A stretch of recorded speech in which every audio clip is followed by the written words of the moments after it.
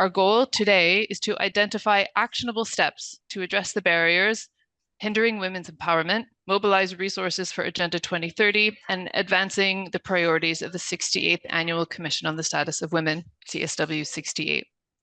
Many of you here today have campaigned and worked for years and indeed decades to redress the gender inequalities that we all see and experience daily.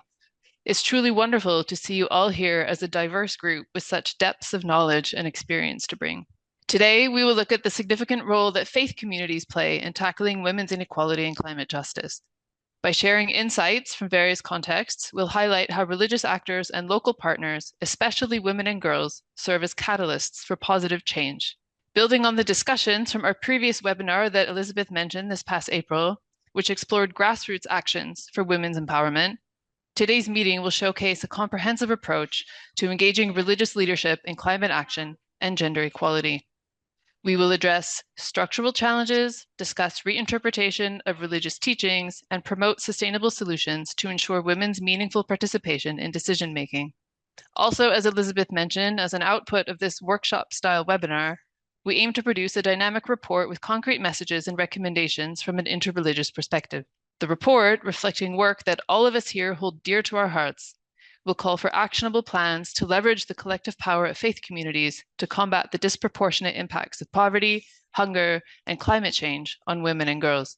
It will advocate for effective partnerships in climate action, urging policymakers to support the critical contributions of women, religious actors, and local partners in climate mitigation, adaptation, and response.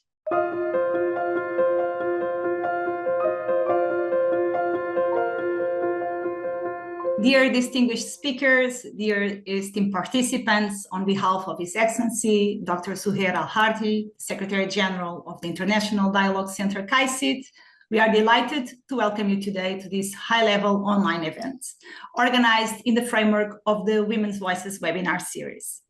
The event is organized with the International Partnership on Religion and Sustainable Development, PARD, and its Gender Equality and Empowerment workstream, to whom we are grateful for our cooperation and for bringing also on board its members as co-sponsors of this endeavor. KAICIID invites you today to draw inspiration from international efforts to redress dynamics that hinder progress on women's empowerment. Gender equality is a fundamental human right and a basic requirement for peaceful, prosperous, and inclusive societies.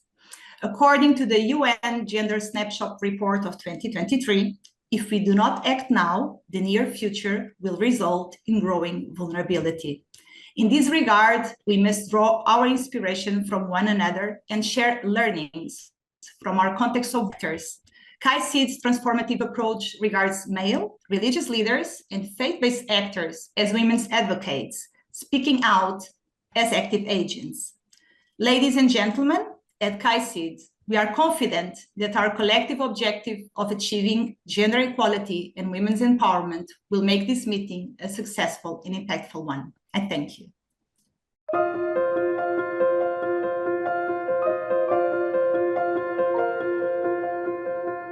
My name is Mama Shamsa. As you've all been told, I come from Kenya. I'm a mother to many, to the youths who are in conflict with the law, to the youth who don't even know themselves, to the youth who need somebody to look up to the youth who need a mother. As we all know, a woman is a multitasker. A woman rears, a woman nurtures, a woman gives birth, a woman takes care. And the topic of today surely enables women to transform the challenges they are facing. This is a big platform. I'm just a local woman representing thousands and thousands of local women globally. I would first and foremost like to thank KAICIID and PAD for this opportunity for me to speak in this big global platform where we can air our views. As the moderators have said, I came up with recommendations, and I have 8 of them. My reflection on the steps to redress dynamics that hinder the progress of women's empowerment based on my experiences as a religious actor working with women and youth at the grassroots are: 1, policy influencing. In a democracy, policy can be influenced by interest groups such as women and youth groups who have access to decision makers. who have the political savvy to operate the hidden levers of power. Top-down gender initiatives can lead to transformation in political identities, subjectivities, and agencies. These transformations in political subjectivity may pave the way for effective engagement in democratic governance. Concerning political participation, African states are making deliberate efforts to promote gender balance and the role of women in governance. I can give a good example of Rwanda, where they have a Ministry of Gender, and they have set aside funds to organize women councils at all levels of government and instituting an electoral system with reserved seats for women in the national parliament. I wish and pray and hope that the other remaining African countries can emulate Rwanda. My second recommendation is dealing with violent extremism. Currently, women are on the front lines of violent extremism as recruiters, propagators, suicide bombers, and targets, as well as leaders on de-radicalization, counter-messaging, and peace building. The international community and government must engage with women in preventing violent extremism and focus on the gender-related reasons why women become involved as protagonists and supporters of violent extremism. Women by nature, we are soft, we are kind. Why are we now involving ourselves in such vices? Their full participation at all levels of decision making in the design and implementation of preventing and countering violent extremism contributes to the effectiveness and sustainability of this effort.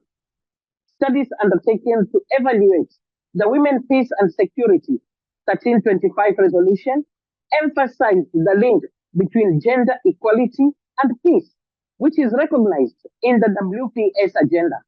When I say WPS, I mean Women, Peace and Security agenda, advocating for greater women's inclusion and a gender-sensitive approach in the design and implementation of peace building, CVE/PVE program design. I can corroborate from my own grassroots experience that this does not imply that they put women in charge. They must begin to improve this by ensuring that women's engagement and inclusion are more than just a tick box. My third recommendation, women's access to factors on production in areas affected by conflict. Women are affected proportionally in the event of war and violence.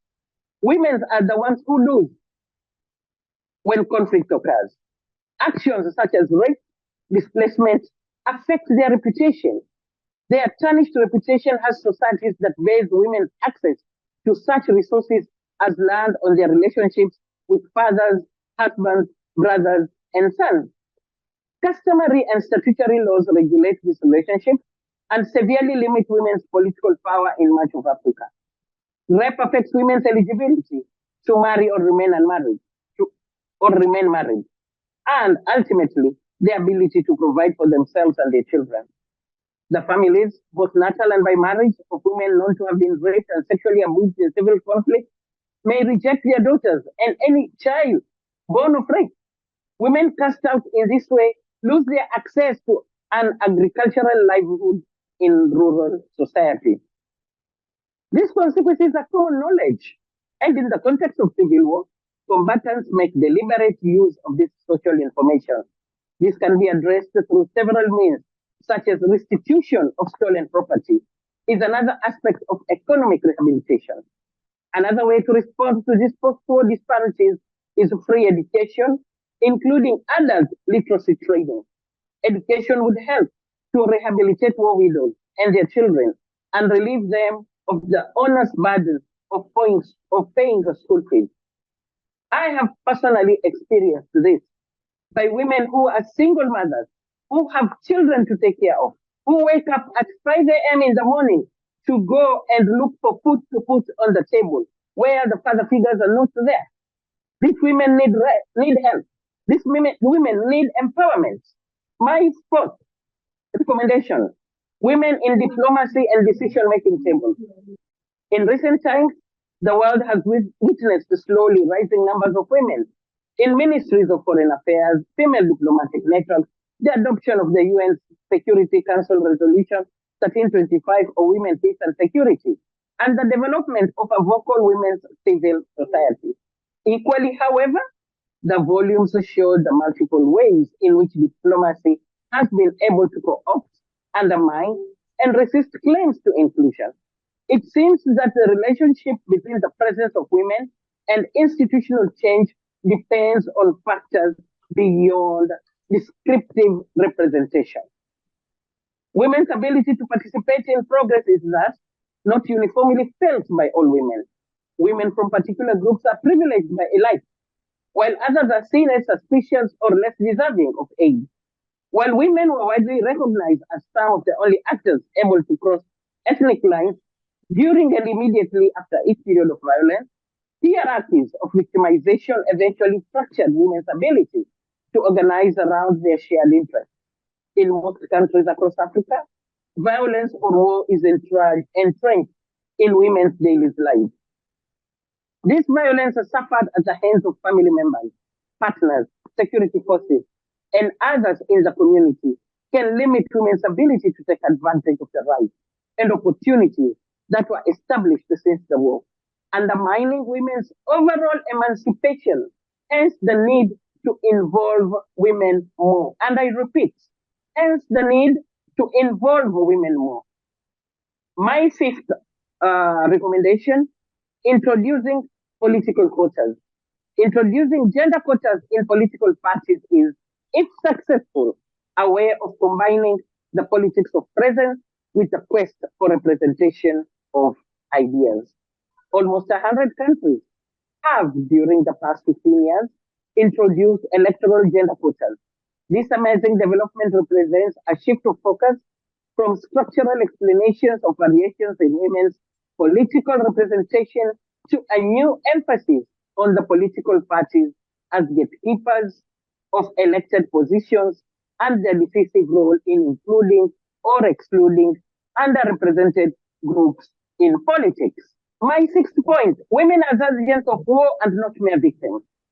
1325 as a landmark document that promises to protect women's rights and guarantee equal participation of women in peace processes, for example, United Nations.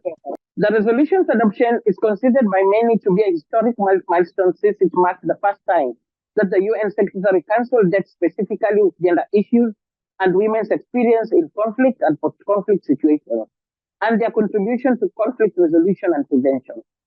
Previous UN resolutions had treated women as victims of war in need of protection. However, 1325 also recognized women as agents in building peace and guaranteeing security. My worry is in this resolution, the 1325 resolution, we need it to be domesticated and localized so that the women living at the local, the women who didn't go to school can understand it and embrace it. Number 7 is about me. I'm a local woman. It pains me very, very much when I see no future for myself and no future for my children. If I don't have a future as a mother, will my children have a future? The retrogressive cultures are still working. I hope this platform will take into consideration whatever we have said so that the local woman can be part and parcel of this transformation. The local woman can be financially independent. The local woman can be able to give her perceptions, her views, her recommendations to change the tide of inequality. Our spaces are not there for us to be filled as women only. We are there to take part. We are there to actively engage. We are there to be listened. I pray and hope, KAICIID and KAICIID, as you have brought us together here, will put forth the recommendations into active participation. Thank you very much.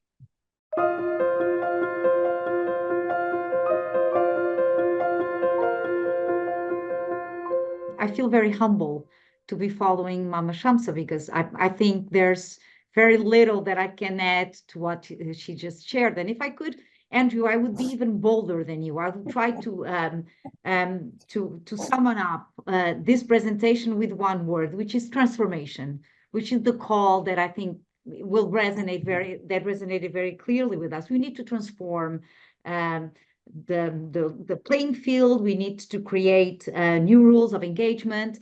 And I think this is really important when we think that most of the actions that we see put forward and sometimes spelled out with a beautiful language, then they don't become, as it was advised now, they don't become domesticated, they're not socialized. And every once in a while, we all feel that we are being part of this tokenist exercise. And I think that this echoes very well what Andrea said in the beginning, how we need really to start by going back to the basics. We are talking about a human right. We are talking a prerequisite for development, peace, and security.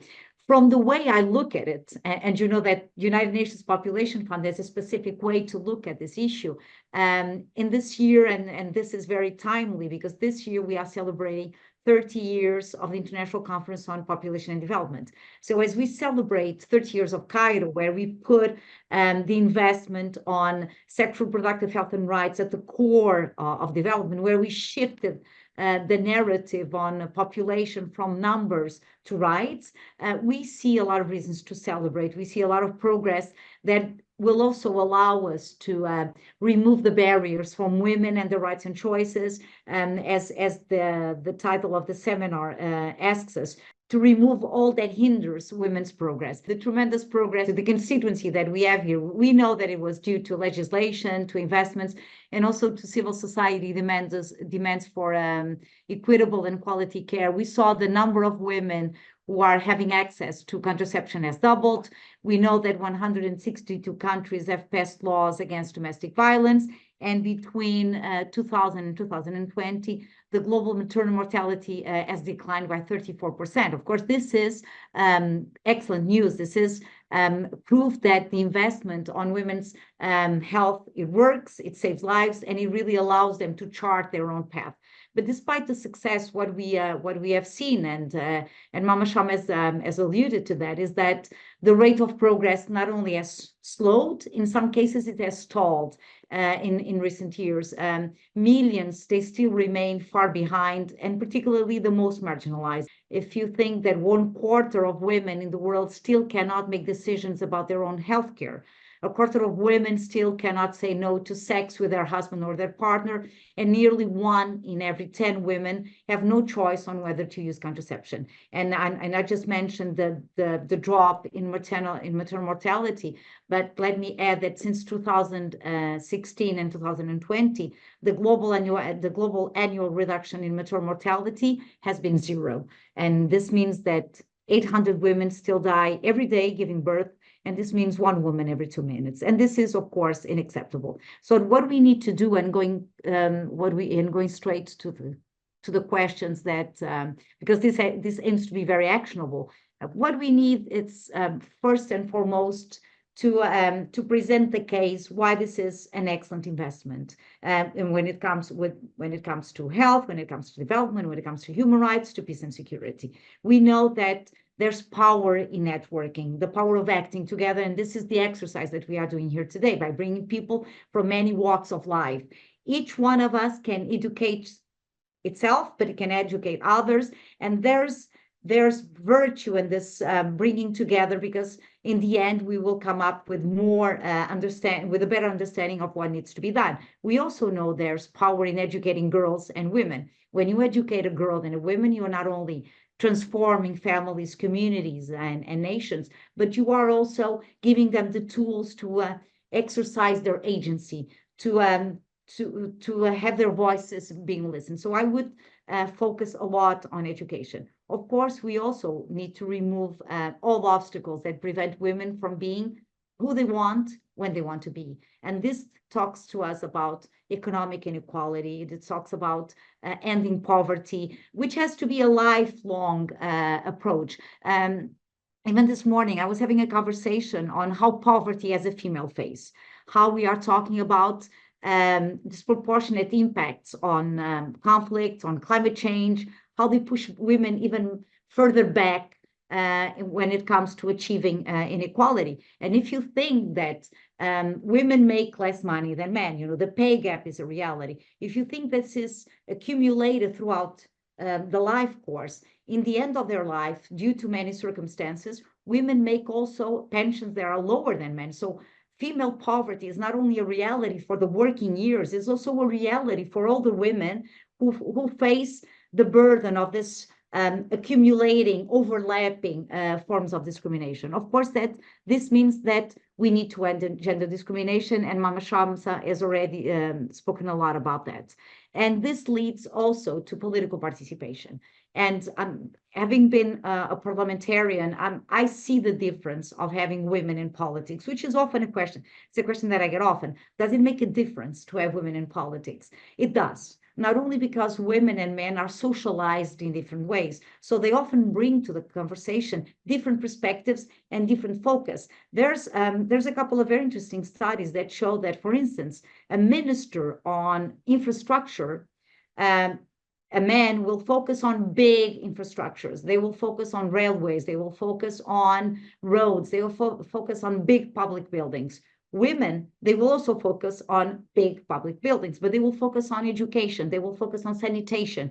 They will focus on health. So the different experiences that come out of the socializing process that we all go through, they also impact the way we are, the way we look at politics, and the way we engage in politics. And of course, a very clear call of having a very focused approach on ending all forms of violence against women, ending all forms of gender-based violence. And of course, being part of the United Nations Population Fund, I'm going to call your attention to female genital mutilation, to child or early forced marriages, both practices recognized as harmful practices, but also as human rights violations. And this also leads us to an investment that needs to be done on reproductive freedom, on reproductive justice, and bodily autonomy. We have to repeal all laws that are discriminatory, that ban women from certain jobs, but also that perpetuate certain discriminations like the right to elect and be elected, or having the possibility to exercise certain skills. So it's a very multi-layer, multi-dimensional investment that needs to be done. It depends a lot on the level of information we have. And this is why my last message is data. We've spoken about data, but I couldn't reinforce more the importance of having good quality disaggregated data. We need to know the reality we are acting in, and we need to know how all these issues, how they impact differently men and women. And even recently, we launched a study on how climate change is impacting women. And what was interesting was that there was a call for more evidence, And, and one of the moments I just lost my patient, and I said, well, it's funny because I think that if we were talking about the impact on men, common sense would be good enough. If we were talking about women, we have to bring data. So this is my last message. Good disaggregated data that allows us to know the reality of women so that we can act with a purpose and that we can act efficiently. Thank you.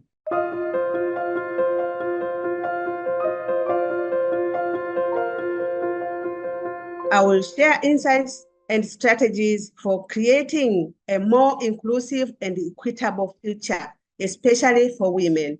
I appreciate my other speakers who have preceded me, so probably I'll have a lot to, limited things to talk, though I'll have to touch base some of the things they have already spoken.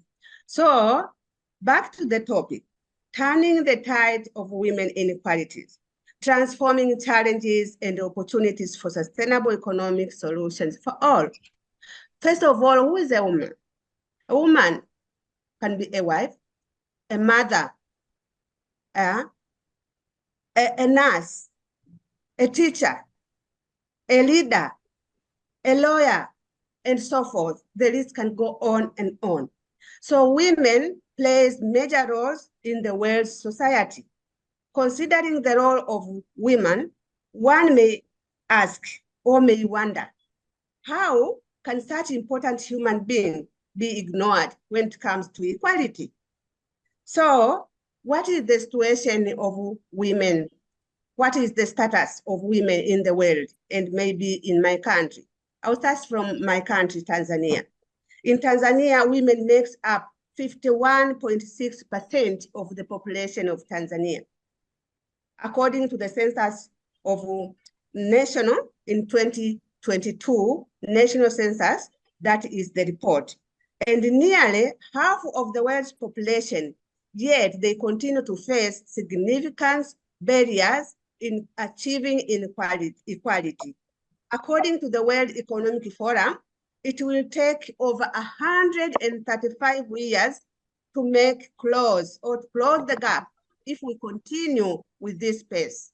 So what are the challenges we are talking about here? Some of them have been mentioned with my other speakers. I will just mention a few of them. For example, limited access to education and resources. Many girls and women lack access to quality education, especially in higher institutions. This is according to UNESCO survey. This limits their opportunity to acquire good education, academic skills with capacity to compete in the job market. In the workplace, there is discrimination. Women are often overlooked for promotions and leadership roles. According to ILO, women face many hurdles accessing jobs in the job market. The level of women employed is low compared to men, and that most of women work in the informal sector. They face gender discrimination, including low salaries. Sometimes employers hold back to employ women because they at some point ask to go for maternity leave. What are the gender gaps when it comes to payments? On average, women earn 23% less than men globally. Cultural and traditions norms that oppress women, e.g., subjecting girls to early marriage, female genital mutilation, limited or no rights to inherit lands or wealth. Those are just a few incidences I just want to share. And I'll go back to the opportunities. Are there opportunities for women now? We see that there are opportunities if we are deliberately aiming to deliberate women. Despite these challenges, these are the numerous opportunities to create positive change. For example, when we talk of education and skills development, investing in education for girls and women can unlock their potential and contribute to economic growth. Policy and legal reforms, implementing and enforcing laws quality can create more level playing field. For example, the government of the United Republic of Tanzania have deployed different policies focusing on to improve the gaps in women labor market or in women income. For example, the Ministry of Community Development, Gender and Women and Special Groups, they have employed or deployed a policy which has been in place since 2007 to facilitate women, youth, including girls, and those with disabilities for interest-free loans from the district level income generating. So that can bridge the gap, not remove, but at least they can reduce the impact or the effect of women who are unemployed and that they are the mothers, they have to take care of their children, their families. Sometimes men abandon or neglect their families, leaving them with the mother alone to take care of their families, the children, and to take them to school. Maybe they need to go to higher institutions and so forth. So the burden leaves and the hand of women. So support for women entrepreneurship, that could be another solution, providing resources and mentorship for women starting their own businesses can lead to more diverse and resilient economies. Sustainable economic solutions. Again, sustainable economic solutions requires inclusive policies that ensure equal opportunities for all. Gender diversity in the workplace has been shown to enhance creativity, improve decision-making, and increase profitability.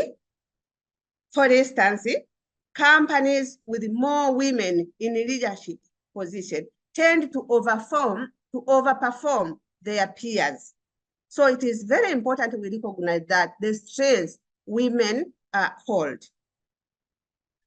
Also, to conclude, or in summary, addressing women's inequality is not just a moral imperative, but an economic one. By investing in education, supporting policy reforms, and fostering entrepreneurship, we can create a more sustainable and equitable future for all. Let us all take action in our own capacities to support and promote gender equality. One point to add on is about faith-based initiatives. Faith-based initiatives can play a big role. Why? Because they have a number of population, of communities, of society members at their back. Once they take positive initiatives, they have the opportunity, the space to convince or to bring changes to our communities.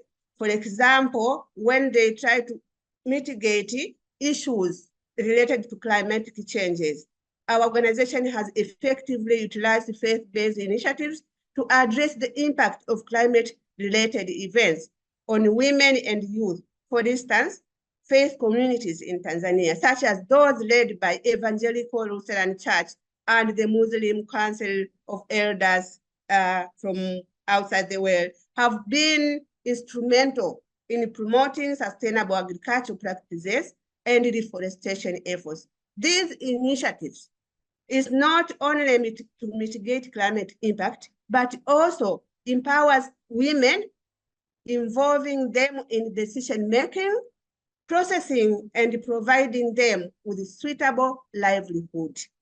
Amplifying women leadership is also very imminent because women are everything. Women cannot afford seeing their household members suffering, their children, including their men. They can run away out there, but when they come back, yes, still a woman will take care of them and continue to embrace them, but also they are tolerant and they cannot afford seeing someone suffer instead of supporting them and taking initiatives. Another area is the structuring of global financial frameworks. This is at the country levels. In the global, we need to see how we can reduce the gaps so that we can restructure to address gender-specific needs within climate adaptation efforts by incorporating gender-responsible budgeting. Creating inclusive spaces for collaboration. Faith communities, faith leaders, and also community leaders and government leaders, they can collaborate from the grassroots level by creating policies or programs which can be inclusive to accommodate all to be aware and feel responsible to address the issues. So thank you for listening to me. And I would like to say that the benefits of involving all this or doing all this can reduce the gaps and promote inclusive economy and also the livelihood of the women and girls. Thank you for listening.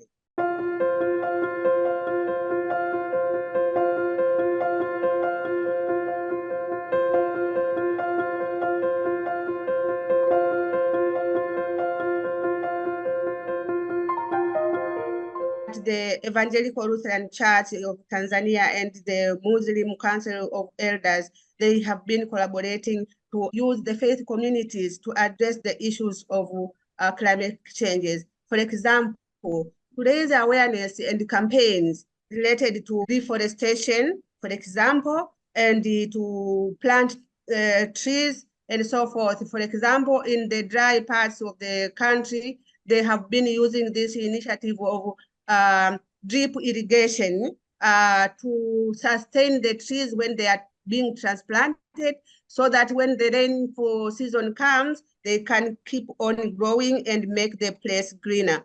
And also to overcome poverty, these initiatives also has helped the interreligious people or communities. For example, there is a program going on to help women. It is called the Interreligious Village Community Bank. In short, it is IRVCOBA. This IRVCOBA brings women together, creates space for women to exchange best practices, but foremost to have small loans they collect together and then offer to someone to do something, and then later she returns, and then others can take a kind of loan, but it is called the Interreligious Village Community Bank. So such initiatives for all the faith communities, imagine not only Muslim, but Muslim, Christians, and so forth, they can join hands to raise awareness to their community members, to their followers, so that they understand and take initiative to help in mitigating and the issues of climate changes. So women leaders who are faith can also push or add value to the agenda once they are in place of their worships. They can add value to that.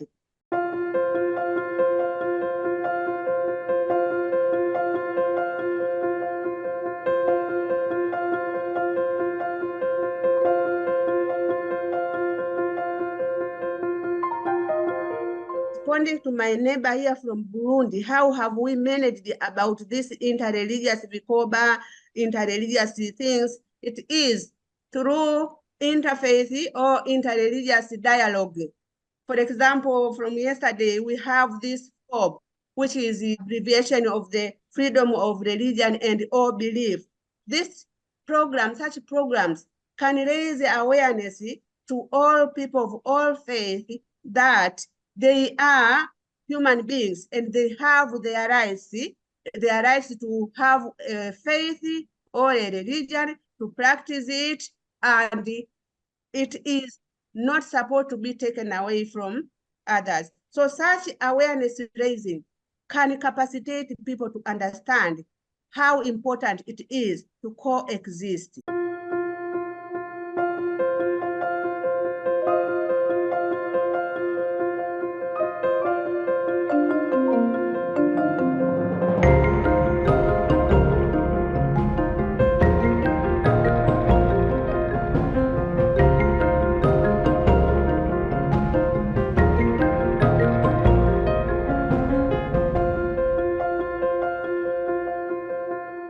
We heard a lot about the need for partnership in terms of capacity building and leadership development.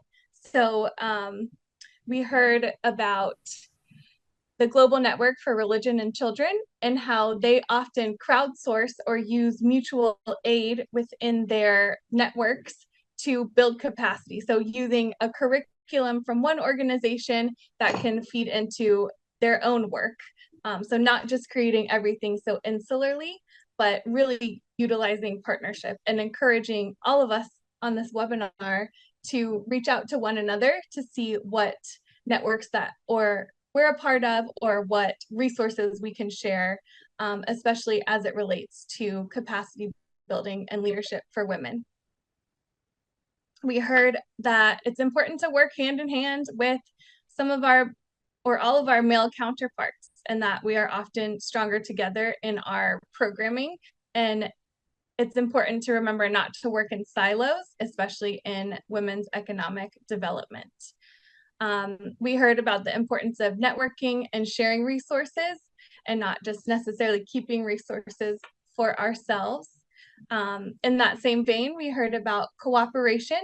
So we must work together for the ultimate impact. And we heard from our colleague in Zambia about how that works in his context with the interfaith leaders and incorporating some lessons for women's reproductive health and some success that he's seen in some of his interfaith networks. We heard about education. You know, we heard that in our main session, and then we also understood that from Seydoune's experience in South Africa during apartheid. And she encouraged us to remember August is Women's Month in South Africa. So something that she shared that they do is some people bring their daughters to work so that they're exposed to multiple economic opportunities, and they're not just seeing one side of a narrative. Andrew shared about the formation and education of religious leaders that has to be done with women and men and all genders, I would add, coming together. And so being in class together, being formed together as leaders can lead to economic empowerment and decision-making within communities. There's a lot more there, but I'll leave it there so others can share.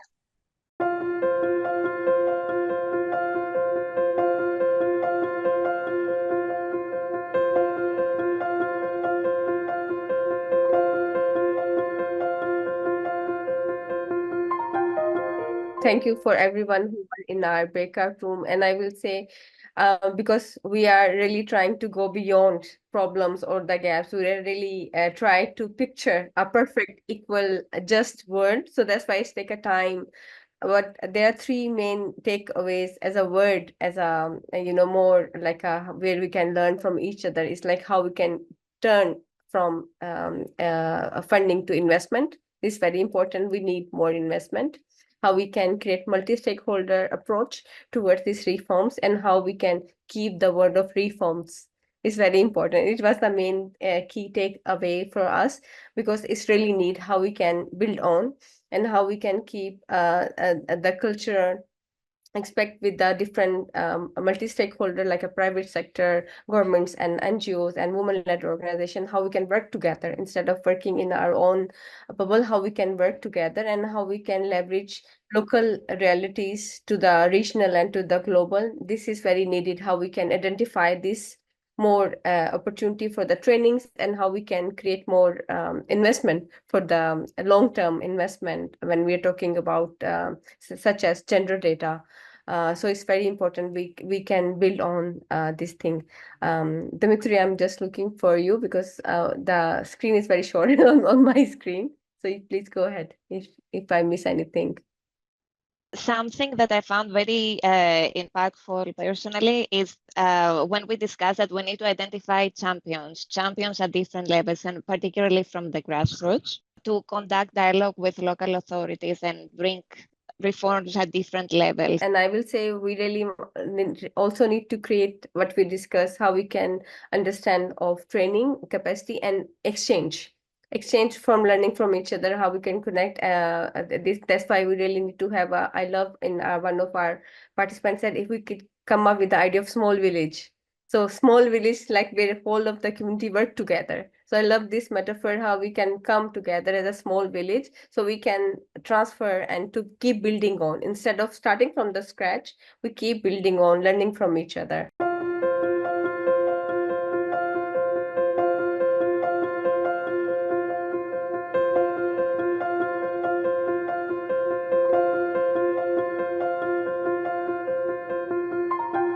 I took away like 3 main points that I want to present. So the first one is to look at women's empowerment from an intersectional perspective.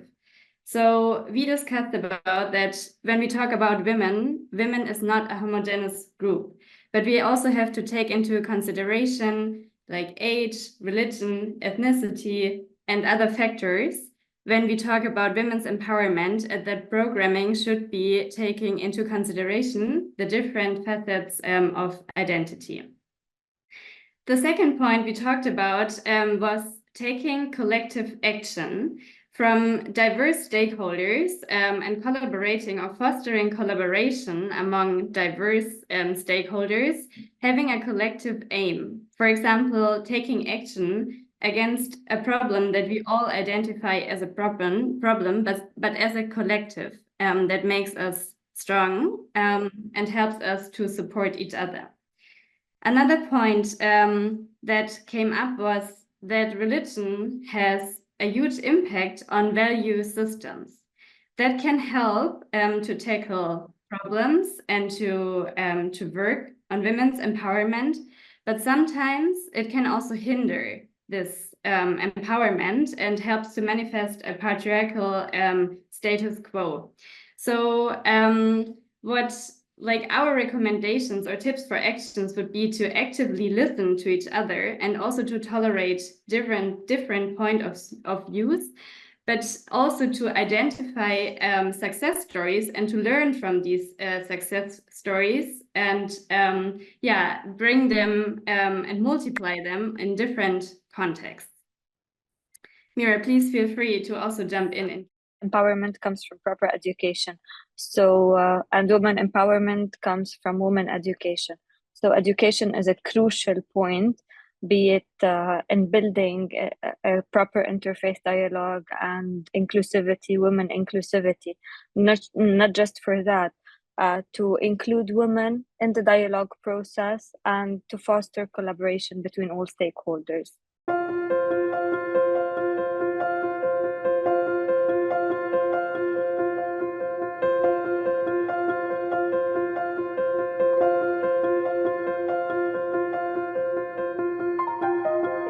Have many points in common with the other groups, which means that all the things that we discussed are widely accepted, so we know that all these are necessary. So we're starting by defining the environmental justice and economic opportunities for women.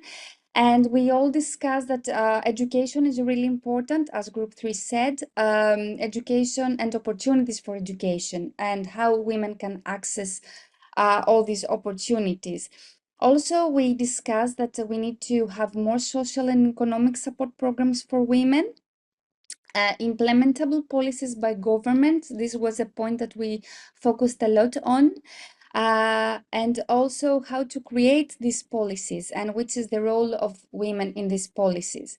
We highlighted that we need to empower women to become part of these procedures. Also, we need to see that women can see themselves as agents of change, as Mama Samsa highlighted. Then we proceeded also with the leadership skills, that we need to find programs and ways to encourage and build leadership skills for women. And then we proceeded with the role of faith actors in this procedure. So we realized the need to establish women's networks within faith communities. We shared some examples. We need to convince the religious actors to make them understand the importance of their active involvement in the female empowerment. Also that we need to ensure that religious actors and religious leaders are listened to by policymakers, and we need to identify the need for strategic religious engagement. Also, a participant highlighted that we need to mobilize for women chapters within religion and to use these clusters within the religion. Gather correct data. That was a very important point, the importance of the research to gather correct data in order to assess the situation and proceed with social changes. This participatory research to understand intersectionality in women's experience of economic sustainability and justice. The research and the data gathering plays a crucial role in this question. And also, last but not least, to encourage FBOs to use their network and funding opportunities for women training, business, leader capacity building programs. Yes, and one last thing, but it should have gone first, to identify the root causes of the challenges. One participant, James, mentioned that we have to identify the root causes of the challenges before proceeding to the solutions.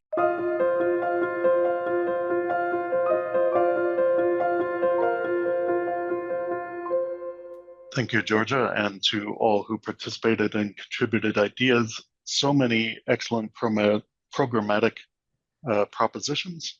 And we noticed several themes that kept coming up over and over again between the groups. One, the importance of genuine and dynamic partnership and collaboration so that we don't end up working in silos and bubbles, so that we are really engaging multiplicity of stakeholders, a genuinely diverse crowd, thinking in doing so in pushing beyond our usual suspects. Anyone who has worked in dialogue for very long is familiar with how often it is the case that different agencies and networks doing dialogue don't always dialogue well with each other, and we really have to push beyond that. To quote a religious leader on this topic, it seems apropos that we should not be afraid of differences. Our model is not the sphere, which is no greater than its parts, where every point is equidistant from the center and there are no differences between them. Instead, the model is the polyhedron, which reflects the convergence of all its parts, each of which preserves its distinctiveness and yet forms a unity. This is our common theme and model approach for each of the programs and each of the approaches that have been surfaced here, along with the importance of accurate data, information, education, and addressing the root causes, as we just heard. We have so much to unpack beyond that.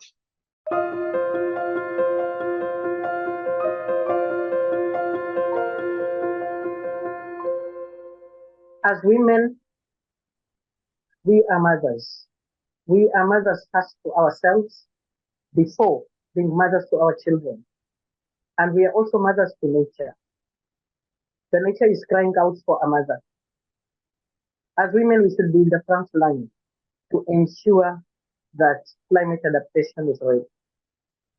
As women, we should not shy away. Our places are no longer in the kitchen. Our places are in decision-making tables.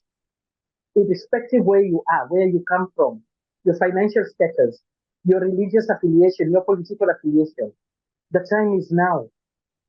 Let's wake up and claim our rightful places.